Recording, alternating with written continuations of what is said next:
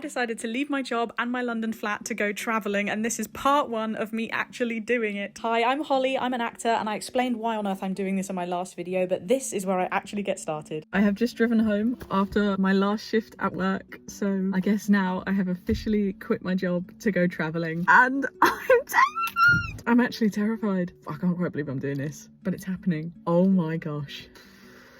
Oh, I'm really scared. Well, it's happening now. I guess we just got to see what happens next. And before I knew it, I was at the airport with my bag all packed, and if I haven't said it enough already, I was bricking it. So I got myself a little iced coffee to try and be kind to myself before boarding my Bahrain flight, which is just where I'm stopping over on my way to Singapore. I think this is the point where another penny dropped and I realised it was actually happening, because I was actually sat on an actual plane that was actually going to Bahrain. My God, say that 6 times fast. I've never been to Bahrain or Singapore before, which was really adding to the anxiety, so I decided to watch a bit of Crazy Rich Asians just to get me in the Singapore headspace. And before I bloody knew it, we'd landed in Bahrain, which meant I had to leave the comfort of the plane and entertain myself in Bahrain airport for about 6 hours. Of course, the first stop was the toilet, because I was sweating my arse off and I smelled pretty bad at this point, so in lieu of a shower, grabbed a Ted Baker body spray and just spritzed away, just hoping the next person I sit next to prefers Ted Baker to BO. But all that drama only killed about 10 minutes of my layover, so I did a little bit more walking around and a bit of shopping, and I ended up walking away with a little journal and some Tic Tacs, ever the big spender. Before I knew it, I had to get on the next flight, which was actually taking me to Singapore. I managed to fall asleep for a few hours, which I think is what stopped me from having a panic attack, but this is me realising we've just landed in Singapore. I've just landed in Singapore.